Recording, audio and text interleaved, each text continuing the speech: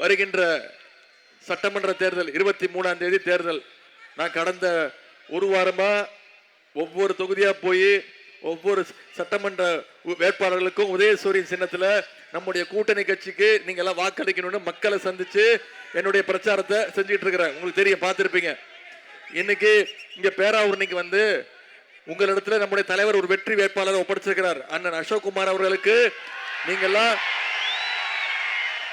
உதயசூரியன் சின்னத்துல வாக்களிச்சு மீண்டும் அவரை சட்டமன்ற உறுப்பினரா ஆக்கி அவரை வெற்றி பெற வைங்க அப்படின்னு உங்ககிட்ட வேண்டுகோள் வைக்கலாம், உங்ககிட்ட கேட்கலாம் அப்படின்னு வந்தேன். ஆனா இங்க வந்து உங்களுடைய உணர்ச்சி, உங்களுடைய எழுச்சி, உங்களுடைய ஆதரவு இதெல்லாம் பார்க்கும்போது ஒண்ணு மட்டும் நிச்சயமா தெரியுது. நீங்க எல்லாம் ஏற்கனவே முடிவு பண்ணிட்டீங்க. கரெக்டா டிசைட் பண்ணிட்டீங்களா? என்னன்னு, எந்த சின்னம்? கையை காட்டி சத்தமா சொல்லுங்க. எந்த சின்னம்? உதயசூரியன் சின்னத்துல வாக்களிச்சு மிகப்பெரிய வாக்கு வித்தியாசத்துல அண்ணன் அசோக்குமார் அவர்களை நீங்க சட்டமன்றத்துக்கு அனுப்பணும். செய்வீங்களா? போன சட்டமன்ற தேர்தல் போது நான் வந்து உங்ககிட்ட ஆதரவு கேட்டேன். அப்பவும் அண்ணன் அசோக்குமார் அவர்களை நீங்க ஜெயிக்க வச்சீங்க. போன சட்டமன்ற தேர்தலில் கிட்டத்தட்ட 23,000 வாக்கு வித்தியாசத்துல அண்ணன் அசோக்குமார் அவர்களை வெற்றி பெற வச்சீங்க. அதற்கு நன்றி. இந்த முறை குறைஞ்சது 50,000 வாக்கு வித்தியாசத்துல அண்ணன் அசோக்குமார் அவர்களை ஜெயிக்க வைக்கணும். செய்வீங்களா? நிச்சயம் பண்ணுவீங்களா? இன்னைக்கு நான் அசோக்குமார் அவர்களை கூட்டிட்டு வந்திருக்கிறேன். நான் பல தொகுதிகளுக்கு நேரடியாக போறேன். தலைவர் போறாங்க. நம்ம தலைவர் அவர்கள் இன்னைக்கு ஒவ்வொரு நாளும் ஒவ்வொரு தொகுதியாக போய் மக்களை சந்திக்கிறாங்கன்னா எதனால போறோம்? எந்த தைரியத்துல போறோம்? மீண்டும் எங்களுக்கு ஒரு வாய்ப்பு கொடுங்க. கடந்த 5 வருஷத்துல என்னென்ன செஞ்சிருக்கிறோம். முதல்ல தஞ்சாவூர் மாவட்டத்துக்கு வருகிறதுனாலே எனக்கு பெருமை. அது 2 நாளா ராமநாதபுரம், சிவகங்கை மாவட்டம் முடிச்சுட்டு புதுக்கோட்டை மாவட்டத்தில் நேத்துல இருந்து இன்னைக்கு வரைக்கும் முடிச்சுட்டு இன்னைக்குதான் நம்முடைய தஞ்சாவூர் மாவட்டத்துக்குள்ள நுழையிறேன். நம்முடைய கலைஞரை கொடுத்த மாவட்டம் இந்த தஞ்சாவூர் மாவட்டம். தஞ்சை மாவட்டத்தை தான் நம்முடைய முத்தமிழ் டாக்டர் கலைஞர் அவர்கள் 2 முறை சட்டமன்ற உறுப்பினரா உங்களால வெற்றி பெற்று போனார். இந்த தஞ்சை மாவட்டத்தில் கலைஞருடைய காலடி படாத மண்ணே கிடையாது, இடமே கிடையாதுன்னு பெருமையா சொல்லலாம். அது மட்டும் இல்ல, பெரியவர் மண்டை நாராயணசாமி, குழந்தை நீலமேகம், பேராவூரணி கிருஷ்ணமூர்த்தி, நாடியம் ராமையா, முத்துப்பேட்டை தர்மலிங்கம், ஐயா கோசிமணி, இப்படி திராவிட இயக்கத்திற்கு பல்வேறு செயல் வீரர்களை, ஆற்றல் வீரர்களை கொடுத்த மண் இந்த தஞ்சை மண், இந்த டெல்டா பகுதி. கலைஞர் அடிக்கடி சொல்லுவார், நம்முடைய தலைவரும் அடிக்கடி பெருமையா சொல்லுவார், நான் ஒரு டெல்டாக்காரன் அப்படின்னு பெருமையா சொல்லுவார். அதே பெருமையோடும் அதே உரிமையோடும் நானும் ஒரு டெல்டாக்காரன் அப்படிங்கிற அந்த உரிமையோடு உங்களை சந்திக்க வந்திருக்கிறேன். தஞ்சை மாவட்டத்தில் போன சட்டமன்ற தேர்தல் பொழுது 2021 தேர்தல் பொழுது 8 தொகுதியில, சென்ற முறை 7 தொகுதியில வெற்றி பெற்றோம். இந்த முறை 8க்கு 8 100% வெற்றியை நீங்க கொடுக்கணும். கொடுப்பீங்களா? பேராவூரணி அசோக்குமார் அவர்கள் சென்ற 5 வருஷத்துல என்னென்ன திட்டங்களை, என்னென்ன சாதனைகளை இந்த பேராவூரணி சட்டமன்ற தொகுதிக்கு கொடுத்திருக்கிறாருன்னு உங்களுக்கு நினைவுபடுத்த விரும்புறேன். 3 கோடி ரூபாய் செலவுல வரலாற்று சிறப்புமிக்க மனோராவில சுற்றுலா மேம்பாட்டு பணிகள் அண்ணன் அசோக்குமார் அவர்களுடைய முயற்சி. மனோராவில 40 கோடி ரூபாய் மதிப்புல கடற்பசு பாதுகாப்பு மையம் அண்ணன் அசோக்குமார் அவர்கள் இங்க கொண்டு வந்தது. 10 கோடி ரூபாய் மதிப்பீட்டுல மல்லிப்பட்டணத்துல தூண்டில் வளைவு பணிகள் நடந்திருக்குன்னா உங்களுடைய சட்டமன்ற உறுப்பினர் அண்ணன் அசோக்குமார் அவர்கள் எடுத்த முயற்சி. புதுப்பட்டினம் கடற்கரையில 5 கோடி ரூபாய் மதிப்பீட்டுல சுற்றுலா மேம்பாட்டு பணிகள் இன்னைக்கு நடந்திருக்குன்னா அண்ணன் அசோக்குமார் அவர்கள் உங்க சட்டமன்ற உறுப்பினர் கொண்டு வந்த திட்டம். 10 கோடி ரூபாய் மதிப்பீட்டுல சேதுவா சத்திரத்துல சிறிய துறைமுகம் அமைக்கின்ற பணி. ஜிஏ கால்வாயில பேராவூரணி பகுதியில் 700 கோடி ரூபாய் மதிப்பீட்டுல ஆற்றின் இரு பக்கமும் சிமெண்ட் தளம் மற்றும் சுவர் அமைக்கின்ற பணி இன்னைக்கு நடைபெற்று வருகிறதுனா அண்ணன் அசோக்குமாருடைய முயற்சியால இந்த திட்டங்கள் நடக்குது. திருவோணம் வருவாய் திட்டம் உருவாக்கப்பட்டுள்ளதால் வேட்டுவாக்காட்டை உள்ளிட்ட பேராவூரணி தொகுதியில் உள்ள 10 ஊராட்சிகளும் இன்னைக்கு பயன்பெற்று வருகிறது. 7 கோடி ரூபாய் மதிப்பீட்டுல முடிச்சுக்காடு அரசு கலை மற்றும் அறிவியல் கல்லூரி கட்டிடங்கள். அரசு மருத்துவமனையில 5 கோடி ரூபாய் செலவுல புதிய கட்டிடங்கள். 9 கோடி ரூபாய் செலவுல பேராவூரணி அறந்தாங்கி சாலையில சித்தாதி காடு அருகில ஒரு மேல்மட்ட பாலம். 3 கோடி ரூபாய் செலவுல அரசு பேராவூரணி அரசு ஆண்கள் மேல்நிலை பள்ளியில சிறு விளையாட்டு அரங்கம் இண்டோர் ஸ்டேடியம் அமைக்க அடிக்கல் நாட்டிருக்கோம். நம்முடைய ஆட்சி வந்ததும் பணிகள் முடிஞ்சு அந்த ஸ்டேடியத்தையும் நாம தான் திறக்க போறோம். 10 கோடி ரூபாய் செலவுல பேராவூரில் உள்ள 18 வார்டுகள்ல ஓவர் ஹெட் டேங்க் மேல்நிலை நீர்த்தேக்க தொட்டி. 50 கோடி ரூபாய் மதிப்பீல பல்வேறு பள்ளிகள்ல புது கட்டிடங்கள், அங்கன்வாடிகள், ரேஷன் கடைகள், இப்படி பல்வேறு திட்டங்களை அண்ணன் அசோக்குமார் அவர்கள் இந்த தொகுதிக்கு கடந்த 5 வருடங்கள்ல கொண்டு வந்து சேர்த்திருக்கிறார். இவ்வளவு சாதனைகளையும் இவ்வளவு செஞ்சு கொடுத்திருக்கிறோம் அப்படிங்கறத கேட்டு மீண்டும் அந்த அசோக்குமார் அவங்களுக்கு அந்த வாய்ப்பு கொடுங்கன்னு இன்னைக்கு மக்களை போய் சந்திச்சு நாம கேட்கிறோம். அது மட்டும் இல்ல, வரும்போது அண்ணன் அசோக்குமார் அவர்கள் என்ன சொன்னாங்க, அண்ணன் நிச்சயம் நம்முடைய திராவிட மாடல் 2.2 ஆட்சி தான் அமைய போகுது, மீண்டும் நம்முடைய தலைவர் தான் முதலமைச்சரா உட்கார போறாரு. அப்படி உட்கார்ந்தோடனே, அப்படி ஆட்சி அமைஞ்சோடனே இந்த பேராவூரணி சட்டமன்றத்துக்கு சில கோரிக்கைகள் வைக்கிறேன், அதை நீங்க நிறைவேற்றி கொடுக்கணும் அப்படிங்கிற கோரிக்கை வச்சிருக்கிறார். என்ன கோரிக்கை? மணக்காடு ஊராட்சியில ஒரு சமுதாய நலக்கூடம் வேணும்னு கோரிக்கை, இடையாத்தி ஊராட்சியில தார் சாலை போட வேண்டும்னு கோரிக்கை, ஆகனூர் பகுதியில சாலை வசதிகளை இன்னும் மேம்படுத்தணும், வெட்டுவாக்கோட்டை ஊராட்சி ஊரணிபுரம் பகுதியில அரசு ஆரம்ப சுகாதார நிலையம், சிறுபாலக்காடு ஊராட்சியில ஓவர் ஹெட் டேங்க், சேது பாசத்திரம் தெற்கு ஒன்றியத்துல ஒரு ஆற்றுப்பாலம் அமைக்க வேணும், நெய்வேலி வடபாதி கிராமத்துல ஒரு கால்நடை மருத்துவமனை தேவை, பெருமகளூர் 9வது வார்டுல ஒரு விளையாட்டு மைதானம் அமைக்க வேண்டும்னு கோரிக்கை வச்சிருக்கிறாங்க. நிச்சயம் உங்களுக்கு நான் ஒரு உறுதிமொழி கொடுக்கிறேன். அதுக்கு முன்னாடி நீங்க எனக்கு ஒரு உறுதிமொழி கொடுங்க. அண்ணன் அசோக்குமார் அவர்களை உதயசூரியன் சின்னத்துல ஜெயிக்க வச்சு நீங்க சட்டமன்றத்துக்கு அனுப்புவீங்களா? நிச்சயமா அனுப்புவீங்களா? அப்படி நீங்க அனுப்பிச்சீங்கன்னா, அந்த உறுதிமொழியை நீங்க காப்பாத்துனீங்கன்னா, நிச்சயம் நீங்க வச்சிருக்கக்கூடிய அனைத்து கோரிக்கைகளையும் நான் உங்களுக்கு பொறுப்பேற்று நான் பண்ணி தரேன். உங்க கோரிக்கையை நான் நிறைவேற்றி தரேன். இது மட்டும் இல்ல, இன்னைக்கு மக்களை சந்திக்க போயிருக்கிறோம். 5 வருஷம் ஆட்சியில என்னென்ன திட்டங்கள் செஞ்சிருக்கிறோம் அப்படிங்கறத மக்கள்கிட்ட எடுத்து சொல்ல தைரியமா இன்னைக்கு போய் மக்களை பார்க்கிறோம். சென்ற சட்டமன்ற தேர்தலின் பொழுது நம்முடைய திராவிட முன்னேற்ற கழகம், நம்முடைய முதலமைச்சர், நம்முடைய தலைவர் என்னென்ன வாக்குறுதி கொடுத்தார், தேர்தல் அறிக்கையில என்னென்ன சொன்னோம், அது எதெல்லாம் செஞ்சு முடிச்சிருக்கிறோங்கிறது ஒரு சின்ன ஞாபகப்படுத்த விரும்புகிறேன். போன சட்டமன்ற தேர்தல் போது என்ன சொன்னோம்? ஆட்சிக்கு வந்தோடனே மகளிருக்கு கட்டணமில்லா விடியல் பேருந்து திட்டம் அறிவிக்கப்படும் சொன்னோம். ஆட்சி பொறுப்பேற்றோடனே நம்மளோட முதலமைச்சர் போட்ட முதல் கையெழுத்து மகளிருக்கு கட்டணமில்லா பேருந்து திட்டம். ஒவ்வொரு மகளிரும் மாசம் 900 ரூபாயில இருந்து 1000 ரூபாய் வரைக்கும் சேமிச்சிருக்கிறாங்க. குழந்தைங்க பள்ளிக்கூடத்துக்கு வந்து படிக்கணும், கல்வி முக்கியம், அப்படி வந்து படிக்கும் போது காலையில பசியோட படிக்க கூடாதுன்னு நம்முடைய முதலமைச்சர் அறிவிச்சதுதான் முதலமைச்சர் காலை உணவு திட்டம். 1ஆம் வகுப்புல இருந்து 5ஆம் வகுப்பு வரை படிக்கக்கூடிய அனைத்து குழந்தைங்களுக்கும் ஒவ்வொரு நாளும் 20 லட்சம் குழந்தைங்க இதுல பயன்படுறாங்க. அனைத்து குழந்தைங்களுக்கும் இன்னைக்கு முதலமைச்சர் காலை உணவு திட்டம். முதல்ல தரமான காலை உணவு, அதன் பிறகு தரமான கல்வி கொடுக்கப்படுது. அதே மாதிரி பள்ளிக்கூடத்துக்கு வர வச்சுட்டோம். கல்லூரிக்கு போக வைக்கணும்னு அரசு பள்ளியில படிச்ச அனைத்து மாணவ மாணவிகளுக்கும் கல்லூரியில போய் படிச்சா, எந்த தனியார் கல்லூரியா இருந்தாலும் சரி, அவங்க ஒவ்வொருத்தருக்கும் 1000 ரூபாய் கல்வி ஊக்கத்தொகையாக நம்முடைய முதலமைச்சர் அந்த மாணவ மாணவிகளுடைய பேங்க் அக்கௌண்ட்லயே 1000 ரூபாய் போட்டிருக்கிறோம். 13 லட்சம் மாணவ மாணவிகள் இதுல பயன்பெற்று இருக்கிறாங்க.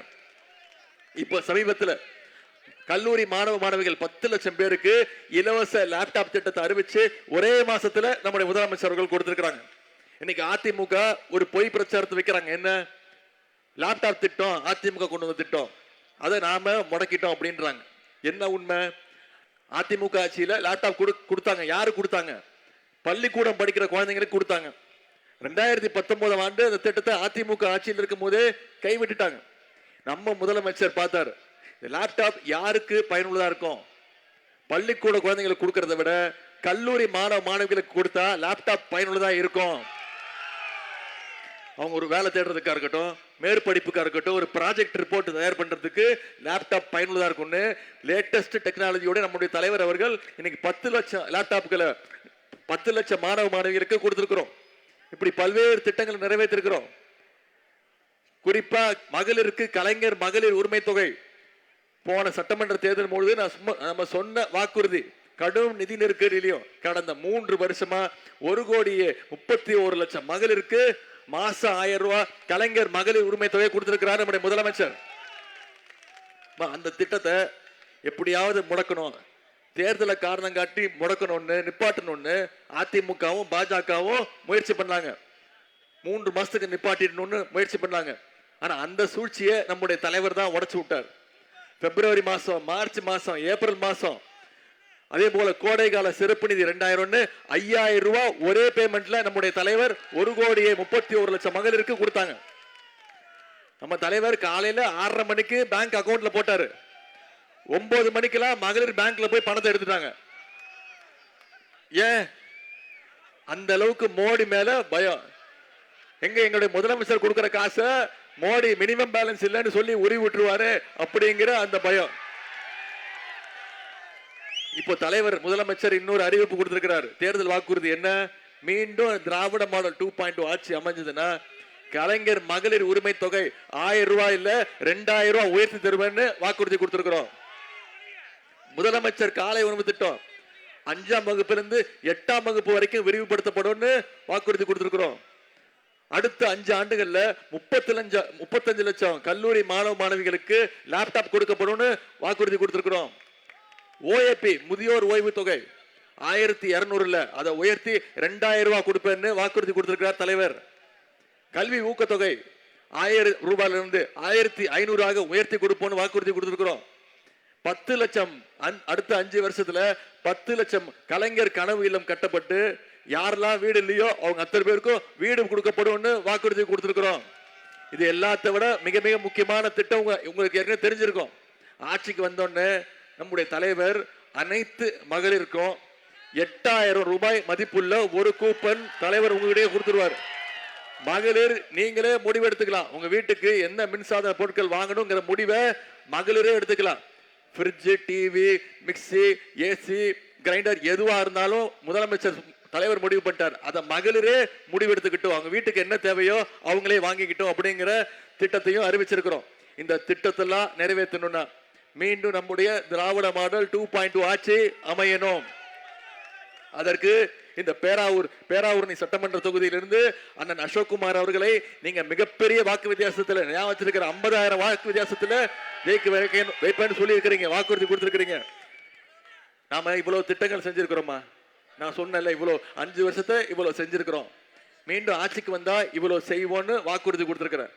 இன்னைக்கு இவ்வளவு திட்டங்களை செயல்படுத்தினதுனாலதான் இன்னைக்கு இந்தியாவிலேயே நம்ம தமிழ்நாடு நம்பர் 1 ஸ்டேட். வளர்கின்ற மாநிலங்கள்ல 11.19% வளர்ச்சியோடு இன்னைக்கு தமிழ்நாடு இந்தியாவில் நம்பர் 1 ஸ்டேட். நாம இவ்வளவு பண்ணிருக்கிறோமே, யோசிச்சு பாருங்க. ஒன்றிய பாஜக அரசு, மோடி அரசு நம்முடைய தமிழ்நாட்டுக்கு ஏதாவது உதவி பண்றாங்களா? நாம கேட்கிற திட்டத்தை கொடுக்கறாங்களா? எதுவும் கிடையாது. கேட்கிற நிதியை கொடுக்கறாங்களா? கிடையாது. நமக்கு கொடுக்க வேண்டிய நிதியோ நிப்பாட்டி வச்சிருக்கிறாங்க. போன பட்ஜெட்ல, ஒன்றிய அரசோட பட்ஜெட்ல தமிழ்நாட்டுக்குன்னு எந்த திட்டங்களும் இல்ல. தமிழ்நாடுங்கிற பேரே பட்ஜெட்ல இல்ல. தமிழ்நாடு ஒன்றிய பாஜக அரசு தொடர்ந்து புறக்கணிச்சுட்டு வருது. அப்படிப்பட்ட பாஜகவை தமிழ்நாடு புறக்கணிக்கணுமா வேணாமா? புறக்கணிச்சு காட்டணும். புறக்கணிச்சு காட்ட வேண்டிய நேரம் வர்ற சட்டமன்ற தேர்தல். மும்மொழி கொள்கையை மீண்டும் திணிக்கிறதுக்கான முயற்சி ஈடுபடுறாங்க. மீண்டும் ஹிந்தியையும் சமஸ்கிருதத்தையும் தமிழ்நாட்டுக்குள்ள நுழைக்க பாக்குறாங்க. ஏன்னா இதெல்லாம் யாரு எடுத்து கேள்வி கேட்கணும்? திரு எடப்பாடி பழனிசாமி அவர்கள் கேள்வி கேட்கணும். கேட்கிறாரா? அவங்களோட கூட்டணி வச்சுக்கிட்டு மீண்டும் தமிழ்நாட்டுக்குள்ள பாஜகவை எப்படியாவது நுழைக்கணும்னு திரு எடப்பாடி பழனிசாமி அவர்கள் முயற்சி பண்ணிட்டு இருக்காங்க. தமிழ்ல ஒரு பழமொழி சொல்லுவாங்க, ஜாடிக்கு ஏத்த மூடி மாட்டிருக்குன்னு சொல்லுவாங்க. அது மாதிரி இன்னைக்கு மோடிக்கு ஏத்த ஒரு அடிமையாக திரு எடப்பாடி பழனிசாமி அவர்கள் மாட்டிருக்கிறார். நீங்க தொலைக்காட்சியெல்லாம் பார்த்துட்டு இருப்பீங்க. திரு எடப்பாடி பழனிசாமி அவர்கள் பிரச்சாரம் பண்ணிட்டு இருக்கிறார். அவரு 2 விரல காட்டி பிரச்சாரம் பண்ணிட்டு இருக்காரு. பார்த்திருக்கீங்களா? அவர் என்ன அவருடைய கட்சி சின்னத்தை காட்டுறாரு நினைச்சிட்டு இருக்கீங்களா? கிடையாது. நான் ஏற்கனவே 10 முறை தோத்துட்டேன், இது 11வது முறை தோக்க போறேங்கிறது தான் அவர் சிம்பாலிக்கா காட்டிக்கிட்டு இருக்கிறாரு. அது மட்டும் இல்ல, என்ன தெரியுமா சொல்றாரு? உதயநிதிக்கு என்ன அனுபவம் இருக்கு? எந்த அனுபவம் கிடையாது அப்படின்றாரு. அவருடைய அரசியல் அனுபவம் என்னுடைய வயசு அப்படின்றாரு. ஆமா, எனக்கு அவருக்கு இருக்கிற மாதிரி அனுபவம் கிடையாது தான். இந்த அனுபவம் எல்லாம் எனக்கு கிடையாது தான்மா. இது பார்த்திருக்கீங்களா? ஞாபகம் இருக்கா? எப்ப எடுத்தது தெரியுமா? 2017ஆம் ஆண்டு. இந்த படத்துல யார் இருக்கான்னு தெரியுதாமா? திரு எடப்பாடி பழனிசாமி. எங்க இருக்காருன்னு தெரியுமா? முட்டி போட்டு படுத்திருக்காருல்ல, அவர் தான். இந்த அனுபவம் எனக்கு கிடையாதுமா. யாருக்கிட்டையும் பயந்து, முக்கியமா சங்கி கூட்டத்துக்கிட்ட பயப்படுற அனுபவம் எனக்கு கிடையாதுமா. இதுதான் திரு எடப்பாடி பழனிசாமியுடைய அனுபவம். இது மட்டும் இல்லம்மா, அந்த அம்மா ஜெயலலிதா அம்மா இருந்த வரைக்கும் அந்த அம்மா காலில் விழுந்து கிடந்தாரு. அந்த அம்மா இறந்து போனது பிறகு சசிகலா அம்மா காலில் விழுந்தாரு. அந்த அம்மா ஜெயிலுக்கு போயிட்டாங்க. அதன் பிறகு டிடிவி தினகரன் காலில் விழுந்தாரு. அப்புறம் அந்த காலை வாரி விட்டுட்டு திரு ஓபிஎஸ் காலில் விழுந்தாரு. இப்ப கடைசியா எல்லார் காலையும் விட்டுட்டு டெல்லிக்கு போய் மோடியோட காலை பிடிச்சிக்கிட்டு தொங்கிட்டு இருக்கிறாரு. ஆனா அவர் யார காலை பிடிச்சாலும் அவங்க காலை வாரி விட்டுருக்கிறவர் தான் திரு எடப்பாடி பழனிசாமி அவர்கள். அந்த அடிமை கூட்டத்திற்கு டெல்லியில இருந்து தமிழ்நாடை எப்படியாவது கண்ட்ரோல் பண்ணணும். எடப்பாடி பழனிசாமிங்கிற ரிமோட் கண்ட்ரோல் மூலமா தமிழ்நாடு ஆளணும்னு டெல்லி நினைக்கிறாங்க. அதனாலதான் நம்முடைய முதலமைச்சர் திருப்பி திருப்பி சொல்றோம், இந்த சட்டமன்ற தேர்தல் டெல்லி அணியா தமிழ்நாடு அணியா பாத்துடலாம், மோதி பாத்துருவோம். இந்த தேர்தலில் இந்த போட்டியில தமிழ்நாடு அணி நாம ஜெயிச்சு காட்டணும். டெல்லி அணிய ஓட ஓட விரட்டி அடிக்கணும். 10 தோல்வி பழனிசாமிய இந்த தேர்தலோட மொத்த தோல்வி பழனிசாமி ஆக்கி வீட்டுக்கு அனுப்பணும். அதற்கான தேர்தல் வர சட்டமன்ற தேர்தல். இந்த தேர்தலில் மீண்டும் நம்முடைய திராவிட முன்னேற்ற கழக ஆட்சி அமைஞ்சு, அதுவும் குறிப்பா இந்த பேராவூரணி சட்டமன்ற தொகுதியில அண்ணன் அசோக்குமார் அவர்கள் நீங்க வெற்றி பெற வச்சீங்கன்னா, மிகப்பெரிய வாக்கு வித்தியாசத்துல வெற்றி பெற வச்சு அமைச்சீங்கன்னா, இந்த தொகுதிக்கு என்னென்ன தேவையோ அதுக்கு நான் வாக்குறுதி கொடுக்கிறேன், நிச்சயம் உங்களுக்கு செஞ்சு கொடுப்போம். எனவே நான் மீண்டும் மீண்டும் உங்க வீட்டில் கேட்டுக்கொள்வதுதான், இன்னைக்கு தேதி 5ஆம் தேதி, தேர்தல் தேதி 23, இன்னும் 18 நாட்கள் இருக்கு. உதயநிதி வந்தாப்ல பேசினாரு, திட்டங்களை சொன்னாரு, வாக்கு கேட்டாரு, போனாரு, கிளம்பி கலைஞ்சு போயிட்டோம் அப்படின்னு இருக்காம, இங்க வந்திருக்கக்கூடிய நீங்க அத்தனை பேரும் உதயசூரியன் சின்னத்துல வாக்களிக்கணும்னு முடிவு பண்ணிட்டீங்க. முடிவு பண்ணிட்டீங்களா? பண்ணிட்டீங்களாமா? நான் உங்ககிட்ட கேட்பதெல்லாம் ஒன்னே ஒண்ணுதான். அடுத்த 18 நாட்கள் நீங்க ஒவ்வொருத்தரும் இந்த பிரச்சாரத்தை மக்கள்கிட்ட கொண்டு போய் சேருங்க. உங்க வீட்டுல பேசுங்க, உங்க குடும்பத்தினர்கிட்ட பேசுங்க, ஒவ்வொரு வாக்காளரையும் சந்திச்சு பேசுங்க. அடுத்த 18 நாட்கள் இந்த பிரச்சாரத்தை நீங்க கொண்டு போய் சேருங்க. நம்ம என்னென்ன திட்டங்கள் கொண்டு வந்திருக்கிறோம், என்னென்ன வாக்குறுதி கொடுத்திருக்கிறோம். மீண்டும் அதிமுக பாஜக கூட்டணி தமிழ்நாடு அவங்க கையில சிக்குச்சுன்னா தமிழ்நாட மீண்டும் சீரழிச்சிருவாங்க. அதை மக்கள்கிட்ட கொண்டு போய் சேருங்க. வந்திருக்கக்கூடிய இளைஞரணி தம்பிமார்கள், உங்களுக்கும் என்னுடைய வேண்டுகோள் இதுதான். நிச்சய தாய்மார்களுக்கும் என்னுடைய வேண்டுகோள். அப்படி செஞ்சோம்னா 200 இல்ல 200க்கும் அதிகமான தொகுதிகள்ல நம்முடைய மதச்சார்பற்ற முற்போக்கு கூட்டணி நிச்சயம் வெல்லும். அதுல முதல் தொகுதியாக இந்த பேராவூரணி சட்டமன்ற தொகுதி மிகப்பெரிய வாக்கு வித்தியாசத்துல வெற்றி பெற வைங்க.